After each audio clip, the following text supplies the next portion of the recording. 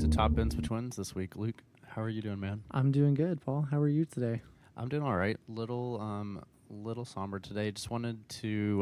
We're gonna start a little different. I just want everybody out there to know that we're both here for anybody that listens to our podcast, this community we're building, and everything. That if anybody ever needs to talk about anything or reach out in any regard, not just about FPL, but anything in life that they're struggling with, that we're here for it. Yeah, and to echo what Paul's saying, no way are we experts. We're not trained professionals, so you should certainly, if something is off in your life and you feel like you need to talk to someone, reach out to someone who's a professional who can help you through that. But, if you just want to, talk to us about something or throw something in our direction, we're more than receptive to that. So feel free to reach out. Contact us through whatever channel is easiest for you, and we're definitely here to try to help you through that difficult time. Yeah. Like Luke said, we're of course not trained professionals or anything, but we're both caring people that genuinely would like to help anybody if we ever can. So just use us as a resource if you ever have to. Okay, we're out there for you. All right, well, let's kind of dive into the Premier League last weekend. Luke, it was a goal fest basically with only 2 clean sheets out there, and there were some really fun matches to watch, which we actually got to watch the Arsenal United match with Santi and Annie, and it was a great time. It was a very entertaining match, to say the least. There were it felt like the match swung in different directions about 5 different times. And every time that happened, it felt like if the match was swinging in the favor of United, it always felt like it was going to be a smash and grab, at least in my opinion, right? Because United were absorbing so much pressure, sitting so deep, and then chances would come out of nowhere, and that's kind of how they set up tactically. But that late goal that almost counted, Garnacho being offsides, that had some major. I don't know. It felt like it was aura building in some regards if that would have actually happened, right? Yeah, I mean, if his goal goes 19.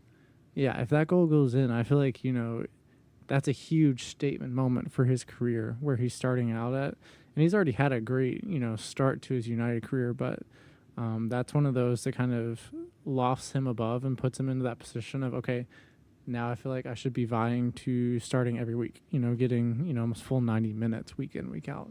Yeah. And there's someone on the right wing there at United who I think possibly is playing himself out of a spot, if I'm going to be honest. I mean, yeah, he may be playing himself out, but he also, there's a lot of stuff going on there that we will not be talking about that on the podcast. We're not going to dive into that. But So how about we dive into some other, were there any other thoughts you had about Arsenal United, Paul, that you wanted we can just dive right into it? That was a great match. I mean, really, just as a Premier League fan, like we live for these big fixtures where there's 2 massive teams with huge followings that are just going at it in one of the biggest cathedrals in England for soccer, and it's those atmospheres like the Emirates in that situation, like the absolute scenes on the Rice goal, and then also which can we take a second? I think I just saw Dallos slide by me when we started the podcast. He was still going all the way from the Emirates.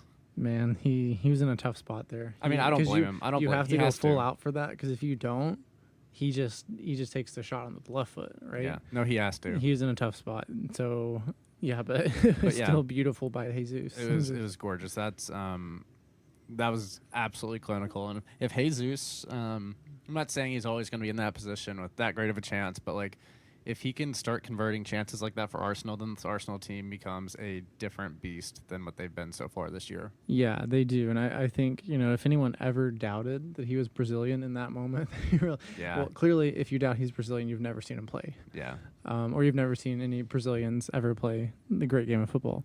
Yeah. But he looked incredible in that moment. Yeah, and we all know it's within him.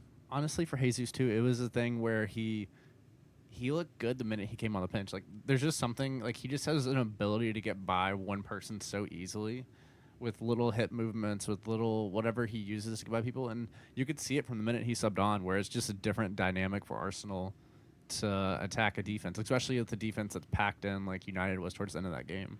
With Jesus' career, I think it'll be very interesting a couple of years from now to look back and say, was he the almost filler piece that gets them from that stage of, possibly competing for European spots?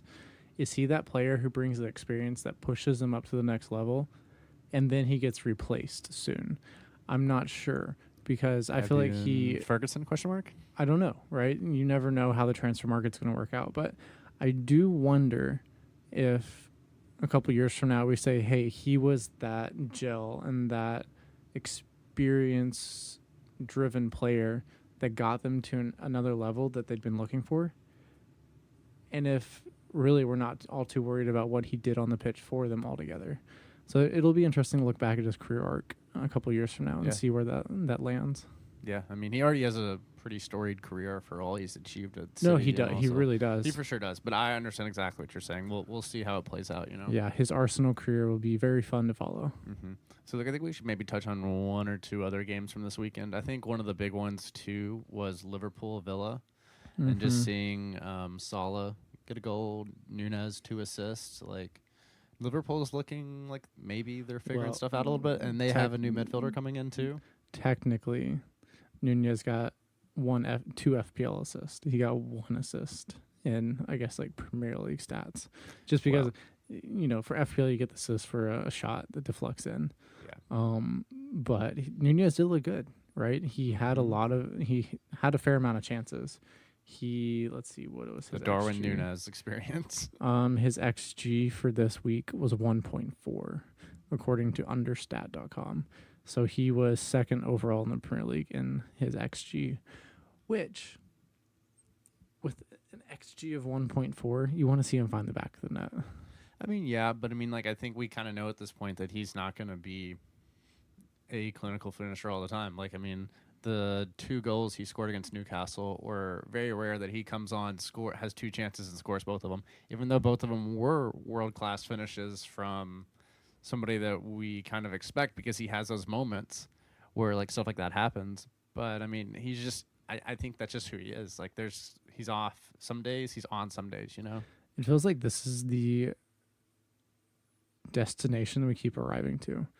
Is Nunez is in these great positions, and for some reason it hasn't clicked yet for him. So the big thing about Newcastle was maybe this is finally what will make it click for him. Yeah. Because he looked good. He looked powerful. He looked like he was clinical in those 2 chances. Mm-hmm. And now that we didn't see that, following a performance where he gets the start against a side that, Liverpool looked a lot better than Villa in this match by far. Yeah, no, easily. I don't know what to expect from him, honestly. I don't think we honestly, like, this one of the main things this tells me is, like, honestly how difficult it is to be somebody of Haaland's and Kane's level. Like, both of these guys Kane, of course, has now moved on to the Bundesliga, but, like, to be an elite number 9 that seems to finish almost every chance they get at a top level, I think the margins are so thin, and you have to be exceptional at what you do. And it's just those little moments. Like, I think that's what number 9s are. Literally, it's just like finding those little moments and converting them, and that's an elite skill set that I wouldn't even I don't think this is either of us disparaging Nunez for that. It's just so hard to do, It is, and we see the same thing at the moment with Ollie Watkins at Villa. Yeah. Right? He's a player who's been in amazing positions this season, and he hasn't converted his chances, right? I mean, if you look at it, so over the first 4 game weeks, he doesn't have a goal. He has, I think, maybe 3 assists, but his XG is high enough to where if he was playing the way he was last season, he'd probably have 3 or 4 goals. Yeah.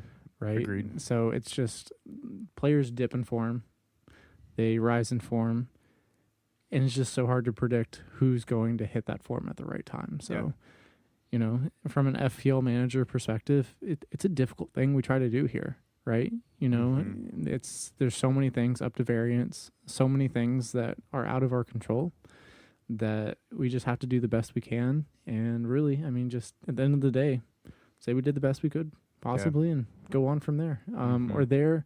I think maybe the last match to note, in my opinion, that could be hugely impactful for the rest of the Premier League season and the FPL season as well, is Tottenham 5, Burnley 2. Yeah. In this match, we saw Son playing up top as number 9, playing as a striker. He had an XG of, 1.13 with 3 goals. None of them were pins. He simply looked incredible, right? He looked like Sonny of old, you know. Yeah. Like we talked about last week and the week before. Like we've been As talking we said, about this for a while. If he plays as a striker, Yeah. he becomes one of the best assets in FPL, in my opinion. Yeah, 9. Well, Right. He'll be 9.1 sometime. He will. Is he already 9.1? He already rose. Yeah. So at the same time, that's a price point that's not easy to get into teams. So if you're gonna do that, I think if you're gonna bring Son in, you have to say, I'm gonna bring him in and let him sit in my team for at least 5 weeks, in my opinion, because otherwise you're gonna be chasing fixtures, and I think he has the possibility of exploding in any match that he's in. Yeah, no, I agree. I mean, Spurs just look like a great attacking team to own right now. You know. They do. And I think the argument would be James Maddison is an excellent pathway into that. With maybe a Tottenham defender, then maybe you don't need Son if you already have Maddison, just with how cheap he is. But Spurs do have a good run of fixtures coming up. So that's something to keep in mind as well. We can dive into that later on the pod. Yeah, we will. But all in all, I thought Spurs looked really great in that match. You know, Postecoglou has come in and really set up the team in a fun, entertaining way that really just makes you want to watch Spurs play. Yeah, no, they look like. I think there's going to be a lot of Spurs fans that have gotten their hopes up to like this insane level right now, where it's kind of like the project obviously has a lot of legs, and I think it's going to be probably massively successful for them, but I think they may be a little ahead of themselves at this time right now. No, and I don't think so. say that. I don't say that as an Arsenal fan. I just say that as somebody that's like, I don't think all of this is sustainable over the whole year. If they have some key injuries, it'll definitely damage their chances for sure. Let's just put this way. I do not think that they're going to finish top 4. I'm going to put this out there. I think when Spurs go to Arsenal in game week 6, I would not be shocked to see Arsenal come away with 3 points from that. And at least Arsenal come away with 3? No, Spurs. You said Arsenal. I meant to say Spurs. Oh. Yeah. I was like, that disproves your whole point right there, dude. No. I think the way I see this, right, Spurs are playing amazing at the moment. If they can keep this form going after the international break, Arsenal have been struggling.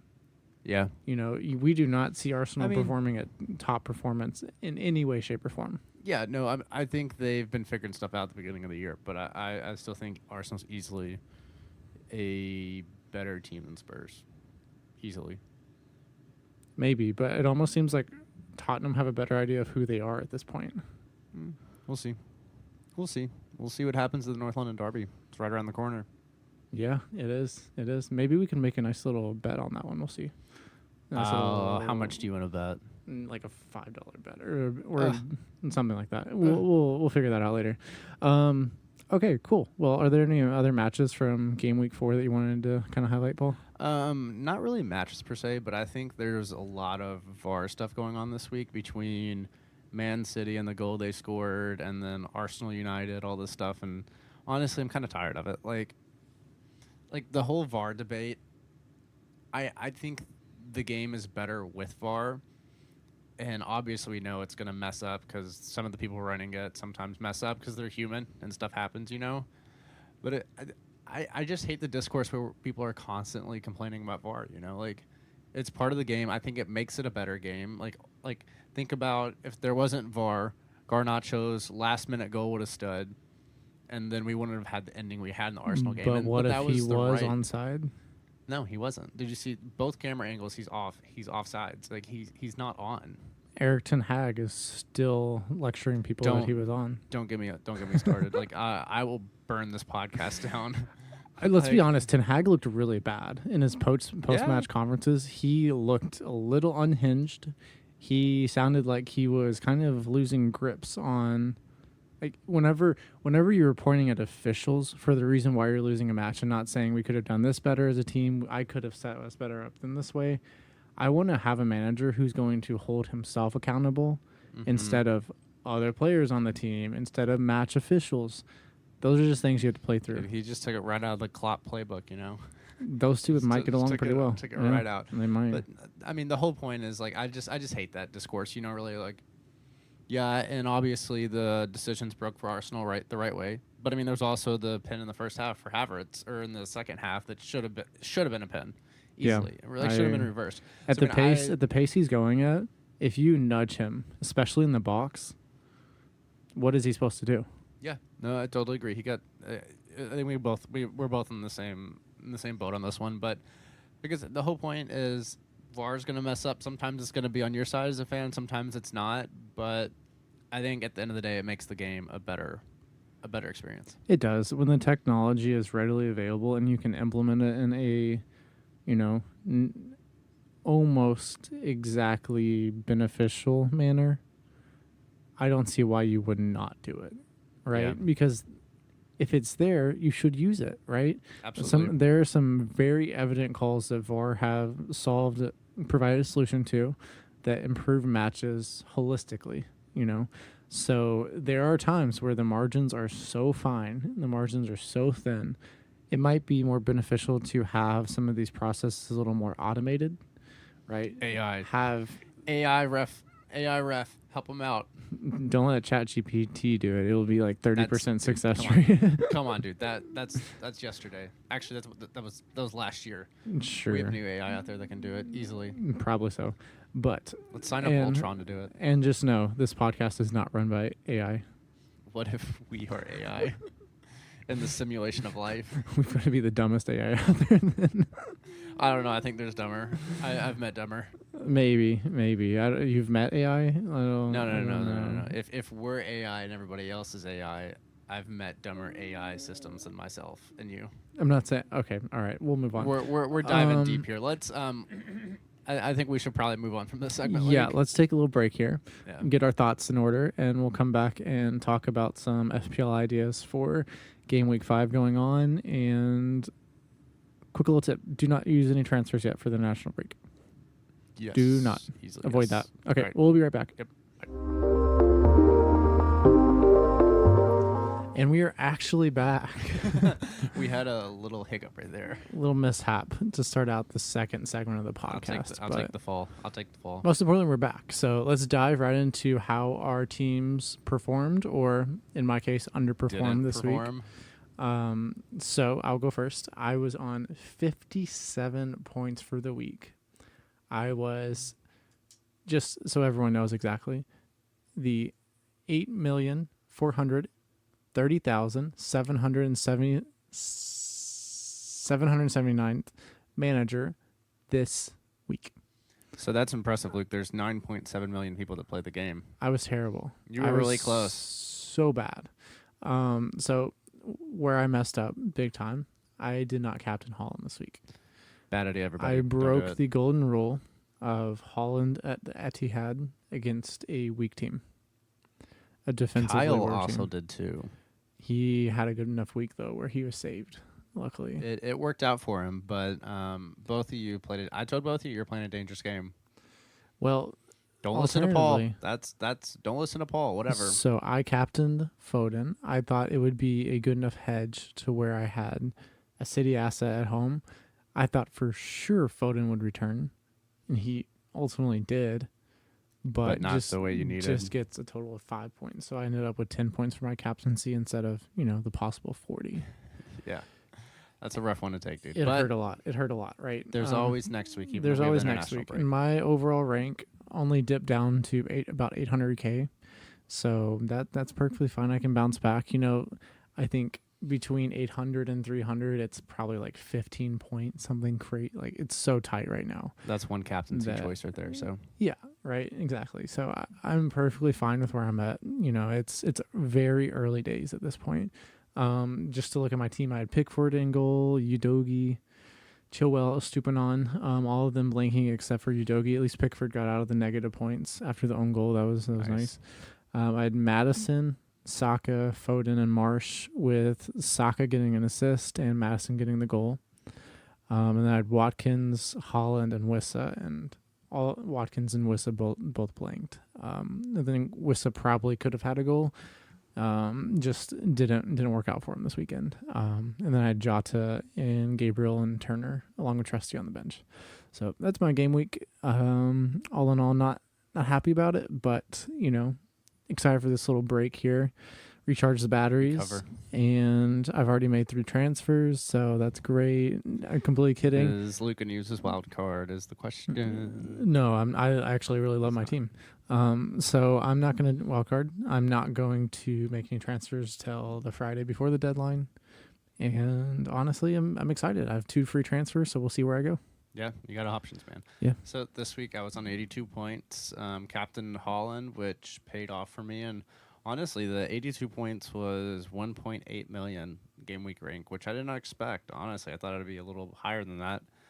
But basically, the one thing I want to highlight about my team this week is that I had returns from a return from every single one of my midfielders. I started 5 midfielders: Madison and Bomo, Saka, Eze, and Bowen. All of them returned, which was honestly great. Like I don't know if I've ever started 5 midfielders and had a return from every single one of them. So that's a really good setup. It just means you're picking the right players. Yeah. And you should be really happy with that, honestly. Yeah. No, I was very happy with that. But I think going forward, I also, like Luke, have 2 transfers, and I'll be waiting until probably the Friday before we come back to use those, because who knows what's going to happen over the international break. We just don't know. I guess we'll go ahead and preface that. Like, we could say at the end, we could say it now, but don't make transfers now. As Luke said in the last segment, wrapping up, like we don't know injuries. We don't know. There's a lot of moving pieces going on right now, and it just, I guess unless you want to beat a price rise, which I don't think either of us really care that much about. At this point, it or is a price fall. So detrimental to your team long term, because say you, for example, all right, let's say out of all people, maybe Saka, right? He's a very popularly owned player. Let's say some people saw he got, gets his assist, right? And they want to rush to him. So they go rush, transfer him in. He gets hurt whenever they're playing friendly against, I don't know, North Macedonia. I don't know who they're playing in the international window. But as soon as he gets hurt, that transfer, you have to retroactively transfer him out just to get your team like in a decent spot. And then we're taking point hits, and we don't want to do that. Yeah, patience is the key here. You got to wait a little bit. And, Absolutely. That time that we have now is a great way for you to look at your team, look at the underlying numbers, and figure out who's really underperforming. Yeah, I think this is also a good time to also analyze what people in your mini league are doing. Because with all this time we have on our hands, because, we have a couple, basically, I think the games go back, September 16th, something like that. Like, it's like mid-September whenever they come back around. Like, there's a lot of time. Maybe try to figure out what people in your mini league are doing. Also, people in our mini league, don't do that. Don't look at my team. Don't think about what I'm going to do. Just ignore me. With Luke, you should hyper-analyze it. Make sure weird, everything Paul. you know It's that he's like doing. they couldn't listen to a podcast where you talk about your FPL thoughts. That's so strange. Who knows, though? Am I, leaving smoke screens out here in the pod? I don't know. Highly doubt it. Luke doubts my intelligence sometimes, but that's fine. So is that kind of your summary?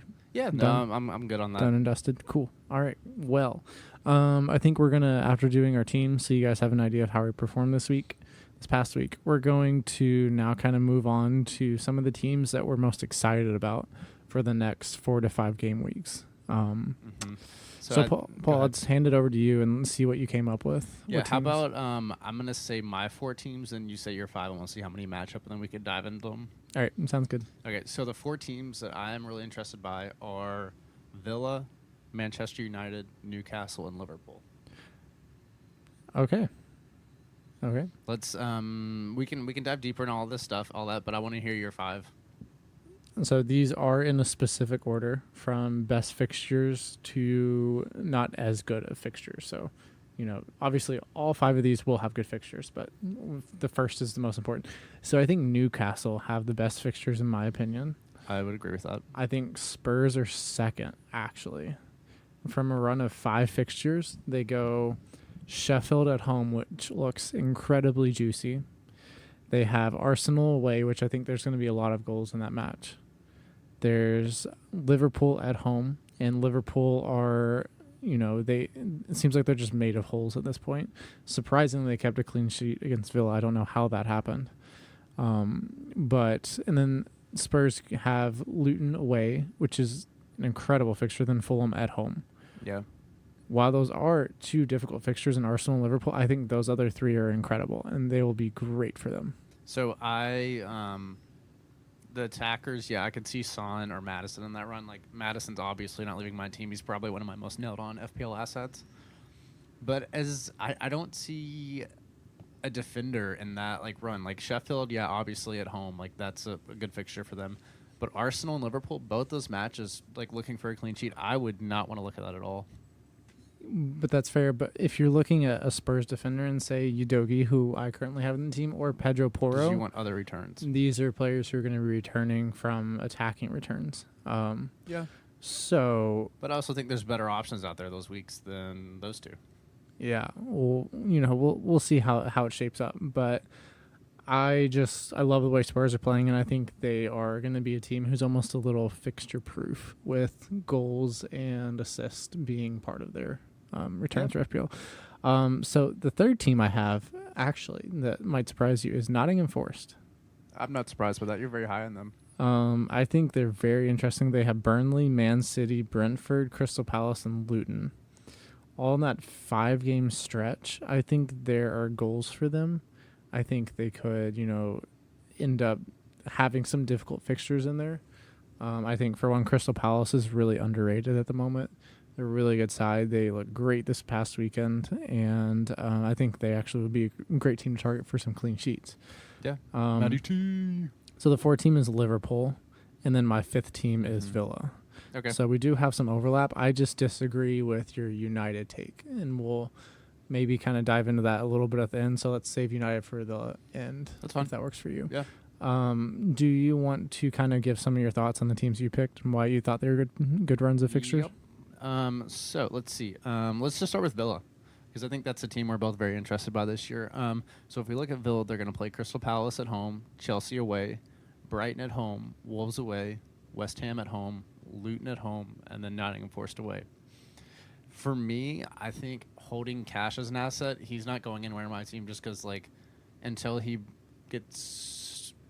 loses his starting spot or until their system changes, if he's going forward, he's going to be in my team. He's just nailed on to be there. And I think that Digne is a big question mark right now, because if Marino comes back, that starting spot is going to be very much in question. And there could be some rotation there, which we don't like as FPL managers. And for an attacker, though, I think we all know it's Diaby or Watkins, either or. And obviously Luke's been burned a little bit by Owen Watkins, so was I earlier in the year. But I think the goals will come for him. I think it's something that will happen. It just depends on whenever he kind of gets that clinical edge back. And Diaby, he already has 2 goals, 1 assist. He's settling in very fast into this team, and he looks like he's already, an instrumental part of their attack, which is honestly what, where me and Luke really, differentiate is, I always just try to find players that I think are, the figurehead of an attack. And I think Diaby and Watkins are the 2 to go for that. And with that run of fixtures playing these teams, I think Crystal Palace is going to give up goals, even though their stats are pretty good. But on the road against Villa, I could see them conceding. Chelsea, for sure. Brighton, probably concede. Wolves, maybe. I just think there's going to be goals in these games for Villa.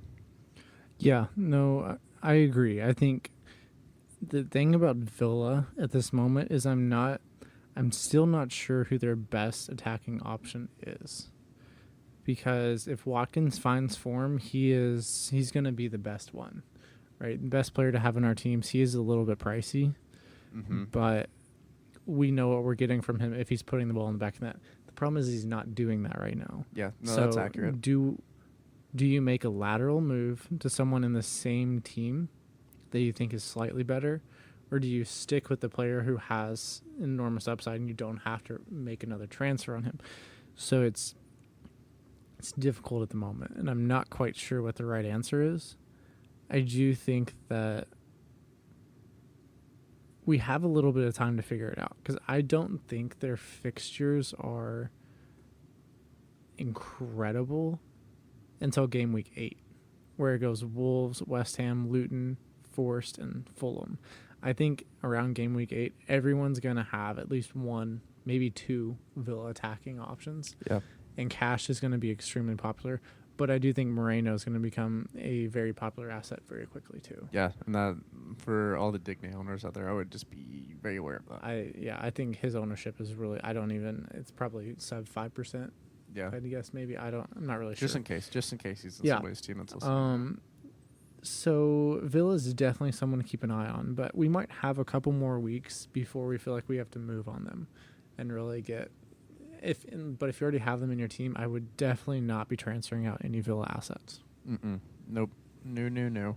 All right. Do you want me to go over my next, or do you want to? Okay. So next we'll go up north to Newcastle. And their run of fixtures, it looks like they're playing Brentford at home, Sheffield away, Burnley at home, West Ham away, Crystal Palace home, Wolves away, and Arsenal home. So, Luke, for that run, that looks like they are going to feast on goals, right? This Newcastle team It does feel like that, loves to score lately, but also loves to lose lately too. So yeah, it's very strange with Newcastle at the moment, right? They've had a difficult run of fixtures, so I think that's that's what it comes down to. But it felt like this was going to be it's just a rough start.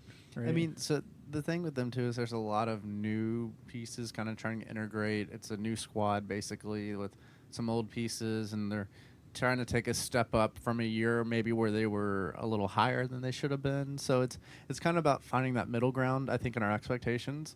But I think through this run of fixtures, we're going to see a ton of goals, and I actually think that if you want to play a differential with Newcastle, that Wilson is a great way to go.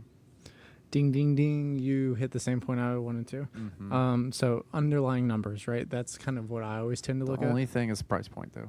That's bothersome. Yeah. What you're paying but for think, him. But think about if you have Watkins in your team, you can easily that's go to not a bad move to make, No. right? But underlying numbers, right? So for these numbers are from understat.com. Isak has an XG of 1.67. He has two goals, I believe, up to this point. I think so. Wilson has Isak's XG is 1.65 with 300 minutes. Wilson's XG is 1.65, so 0.02 less XG than Isak with 76 minutes.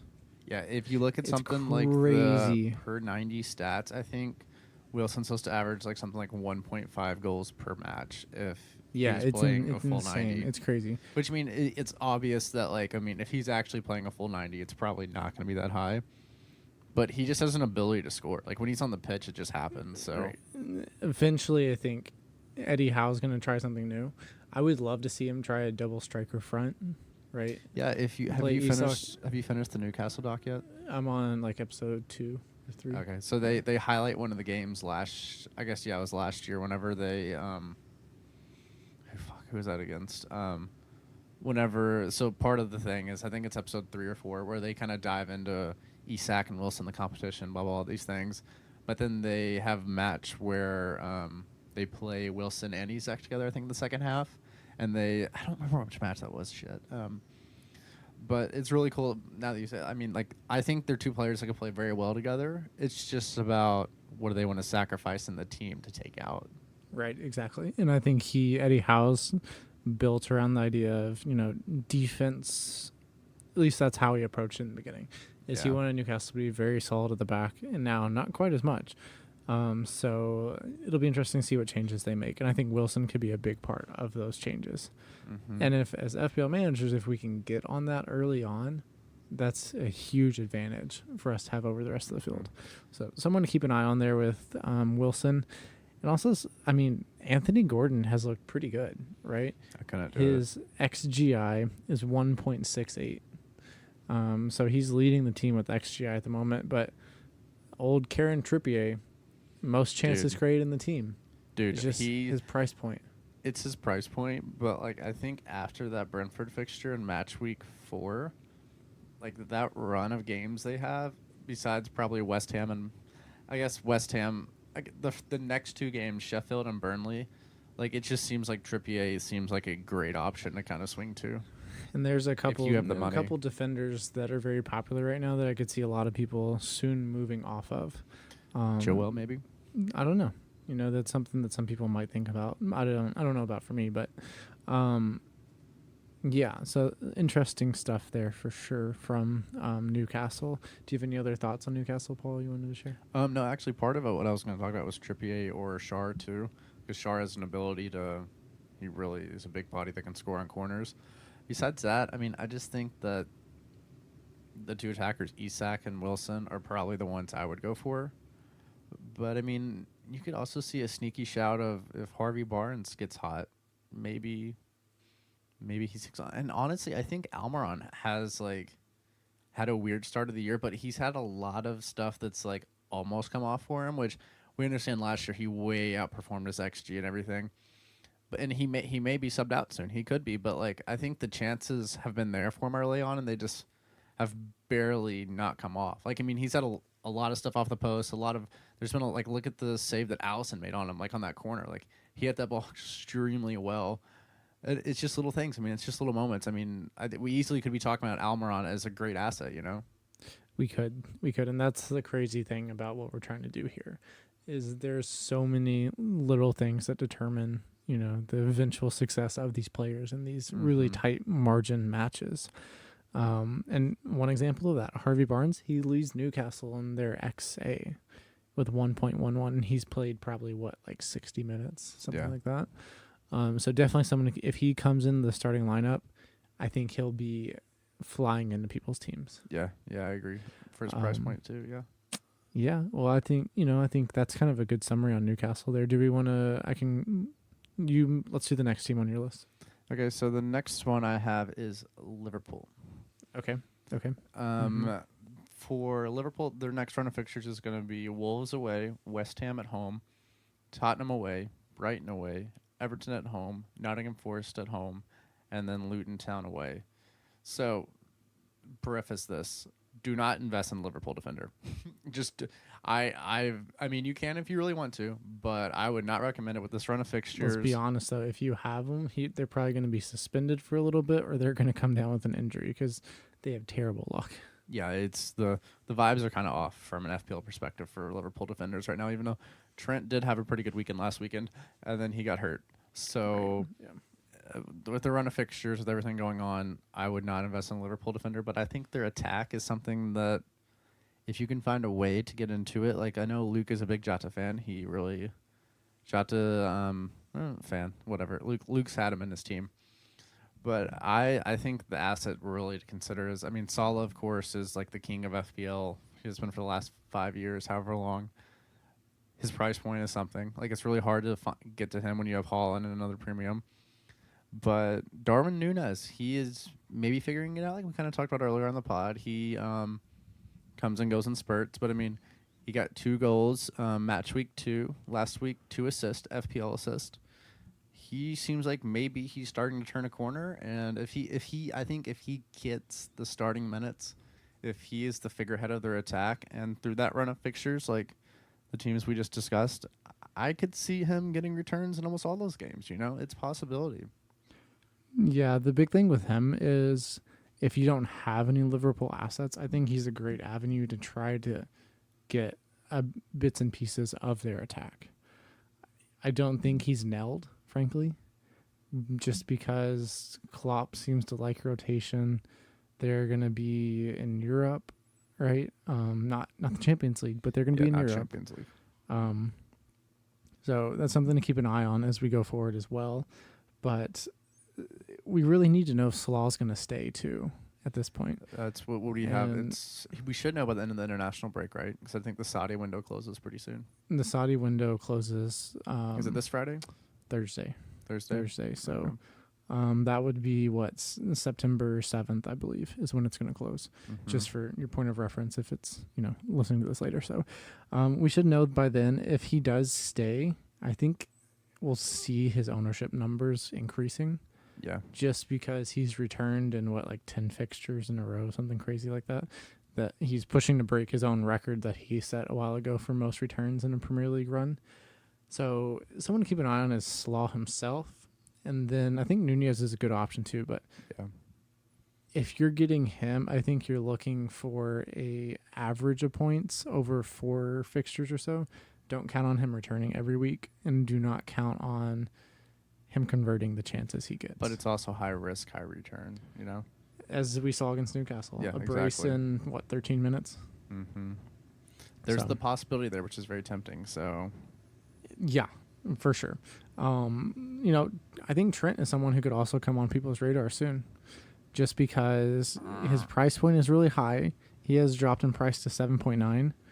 He's only 12.7% owned, and he had a really good week last week.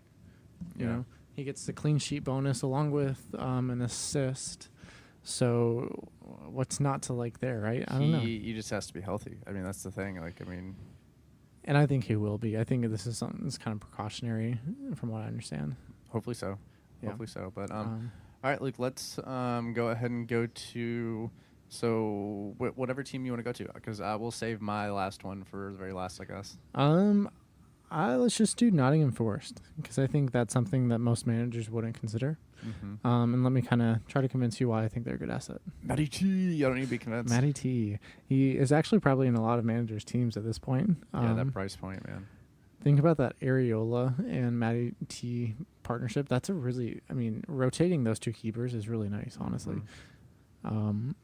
But so Nottingham Forest, their next fixtures are Burnley at home, Man City away, Brentford at home, Crystal Palace away, and Luton at home, which is the juiciest fixture of all. Yeah. That's the one that I think we'd all be wanting to target there. But some players to look at from Forest, right? We have Awoni leading the Forest XG race with 1.8. But he didn't score last match, Luke. That's crazy. He did assist, though. He assisted. He did. That's assist. crazy. So the streak of he scored 7 Premier League games in a row, right? Yeah. No, it's impressive. It's someone that we should have thought about more coming into the season, and after he picked up, say 2 goals in back-to-back weeks, probably would have been smart just to hop on that bandwagon, right? Because you want to ride the hot foot there. Consistent returns, Yeah. And then for XA, we have Gibbs White with 0.8. He has looked good, but not as great as he does in certain stretches. But Gibbs White is at 5.9 million pounds with an ownership of 1.9%. So someone to look at. He's very creative, but really the standout person here is going to be either Awoni, Nottingham Forest striker, or Matt Turner at 4 million. We do have some questions with them bringing in a new keeper. So as of now, it seems like it is Matt Turner's spot to lose. I would agree. But that could change in the future. Who knows, right? Matt Turner has had good performances so far for Forest. He has. I think honestly, I think the fans have accepted him. I think the team seems to like playing with him, and we'll just have to see. Hopefully, as a biased USMNT fan, if he can lock that position down, Yeah, I agree. We'll have to see the competition. One other random thought here that I just had. I think Elanga is someone that's very interesting to me. Right, he had a goal against Chelsea. He, the winning goal, the only goal of the match, and he looked really good. Right, very energetic, good with the ball under his feet. So someone to keep an eye on there. And Serge Aurier is always someone that's interesting. If you think Force are going to keep clean sheets, he does like to get forward as well. So you could have some goal contributions there as well. Interesting asset to look at. But as of now, I think Burnley at home in game week 5 is a really great fixture to target if you're looking at Force assets. And maybe get them in for that 1 week and then move them on until game week 9 when they have Luton at home. Or just maybe wait till game week 9. But that is a very, very exciting fixture for FPL managers. Yeah, like we've kind of talked about, targeting Luton this year seems like a great option. Sheffield and too. Forest is a huge, Sheffield too, but Forest is a huge differential to target them. Yeah, it seems like the 3 prime teams in my mind to target are, at least at this point in time, Sheffield, Luton, and Fulham, right? All 3 of these teams have conceded a lot. I think Fulham will figure it out, though. They should, and having Polina back in the team is going to help a lot. Yeah, that's going to solidify a lot of stuff. In 4 fixtures, they've conceded an XG of 11.29. That's low, right? This isn't golf. What? No, that's No. bad. That's bad. It's not good. But they're almost averaging, allowing 3 goals a game. yeah, that needs to be squared away. That is leading you right to relegation station. Let me tell you, Tim Reen will take care of it. Maybe, maybe. He'll take care of it. Don't worry. There'll be. I'm not gonna bet, but I really think Fulham will stand. They'll stay up this year. They've got to figure it out quick. So I don't know, but okay. Well, yeah, that's gonna really kind of sum up my argument for Forest there. I think Awoni is a great asset. The managers should be targeting more. I think personally. Yeah, I agree with you. So, what do you think? What team next week do you want to target? Do you have do you have any notes on Spurs? On Spurs? No, I don't. But I think the discourse about Spurs is interesting to me because I just don't see this run.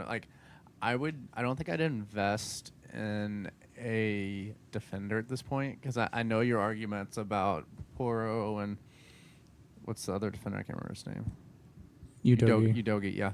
That they can get you returns, but I think we should also target defenders too that are going to go forward, but also get us clean sheet results too. And I just don't think the Spurs team is going to get many clean sheets at the moment. They just seem like they're going to give up goals, whether it's kind of like in an Arsenal vein where it's just bullshit goals that happen or lapses in judgment. But all their attackers, I don't think you could go wrong with Son or Madison. You really can't. No, you maybe can't. even Kulusevski too. If you want a really big differential in the attack, possibly it could be rotated. There's people coming in. Brennan Johnson's coming into the team. He also could be a really good differential eventually. We'll have to sit and wait on him to see how he does and how he settles into the team. But he's somebody that could be very dynamic in that attack with the people they have already established. Yeah, his pace getting in behind is going to be just imagine James Madison playing him through. Yeah. That's going to be a lot of fun. It'll be fun. Yeah, but so for Spurs, I think Madison and Son are the standout picks. I think Sarr is getting a little more popular just because of his price point. He's so cheap, and he plays pretty progressively as well out of the midfield. Yeah. Yeah, I think you cannot go wrong with Madison, Son, Udogie, even Poro. He's a bit of a rotation risk. I wouldn't necessarily advise that one, but if you feel inclined to do that, go for it. Yeah. Yeah, I think Spurs are going to be... I think a lot of us are going to have at least 2 Spurs, maybe 3, in the next couple game weeks or so. Yeah, game week 8, whenever they go away to Luton and then Fulham, Crystal Palace, and Chelsea, that looks super enticing right there. That seems like a time whenever... Honestly, in that time, I would totally go for a Spurs defender. And just kind of keep that ball rolling because... right now, I just think the Arsenal and Liverpool, I just don't like that. But Luton and that run of fixtures, a defender, maybe 1 or 2 attackers, that's going to be hard to pass up, without run. They go on. It will be. Yeah, I agree. I think a lot of our teams are primed for that as well because I think a lot of people already have Madison. The question is, do you go to a defender? Do you go to Son? Son's one of those players. Once he catches form, he can stay red hot for a while. Unlike last season he didn't. So he last that year, hat trick against Leicester, and that was it. I was about to say that last year he had the hat trick, and then it kind of just historically though he can go on blazing hot tears. Yeah, this is a guy that led the Premier League in goals 2 years ago. So yeah. So we certainly are not surprised that he's doing this at this point. So maybe it's time for us to just hop on the bandwagon, see where Son can take us. I don't know. I'm not sure about that one yet, though. Yeah, so honestly, that's going to sum up my teams to target. All of them are very exciting. I still don't know what transfers I want to make. Yeah, same. A lot of time for us to decide on that, but kind of getting to, these decisions are very important, right? Mm-hmm. Coming back from an international window, set ourselves up for the next 4 or 5 weeks, and get right to it, honestly. Yeah, so I have one more little shout out about people to look out for in FPL Luke. This is entirely against everything I believe, but just inherently as a human. But I think Marcus Rashford could be about to go on a run that he kind of had last year. Like with the form he's had early in the season has kind of been due to him playing a striker, United figuring their stuff out.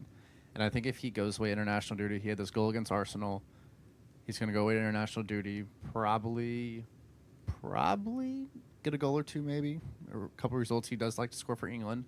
So if he comes back in good form, if with Højlund going up top, I know there's a lot of turmoil. There's a lot of stuff happening at United right now. We're not going to dive deep on that, but I think Rashford could possibly be about to go on a run like he did last year. And if he does that, then he's an FPL asset that we just can't not own, which I just transferred him out last week. So we'll have to wait on that and see what happens. But I think it's possible. I mean, the teams they play seem like teams that are going to concede goals, you know? I'm glad you brought up United through Rashford because I think we stand on different sides of this argument. I think that Bruno is a far better FPL asset than Rashford.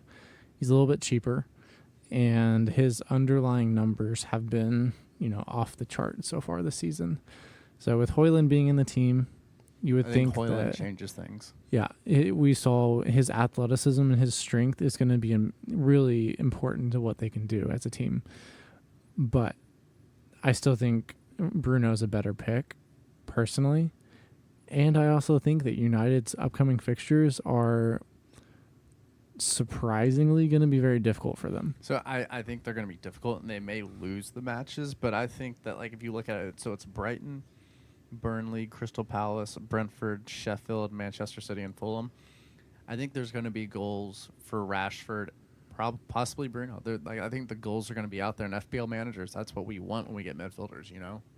That's true, but I think, for one, Brighton are probably going to be better defensively after just having the time to figure things out, just because they're such a good side, right? I do think that Crystal Palace at home is going to be a difficult fixture along with Brentford at home.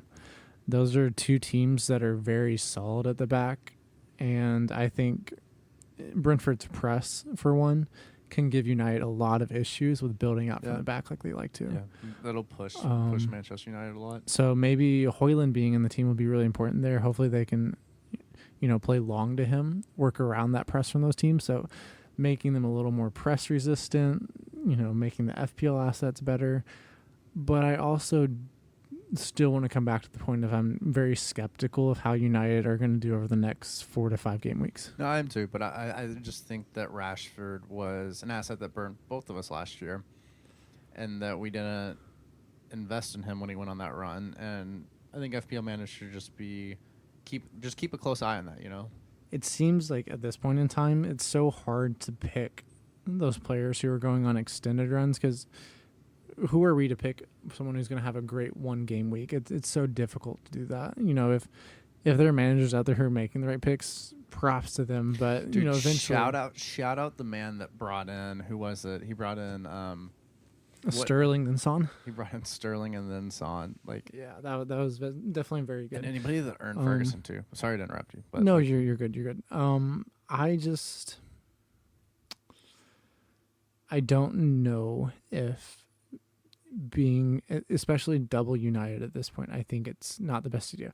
But going back to kind of the idea that I originally had, I'm wondering if Sterling or Son is going to be the Rashford of last season, where they continue to go on and, a hot run where they're getting multiple goals in multiple games. Sterling had opportunities against Forest, and he didn't quite convert, right? His teammates didn't convert their chances either, frankly. Nicholas Jackson. Yeah, I think a lot of rage transfers are going to happen with that Matt Turner clean sheet was a blessing, but also somewhat of a curse. I am still pissed off that he got a yellow card for that, which I understand why and all that stuff, but that's literally 4 points because he was on 3 bonus right there. Yeah, I think he would have had an 8-pointer. Yeah. It's 4 more points he missed on, but whatever. Is there anything else you want to talk about, Luke? Or I don't think so. I mean, we'll easily put out another pod before the Premier League comes back. I think I have 4 teams that I think are good avoids for the future. Okay, listen real quick and say then them we'll real fast. Wrap and get out. I think 4 great teams to avoid are Arsenal, Brighton, West Ham, and Wolves. Not that anyone was ever targeting Wolves for FPL. Are you sure? Um, Mel, are you out there? if he's gotten this deep into the podcast, respect to him.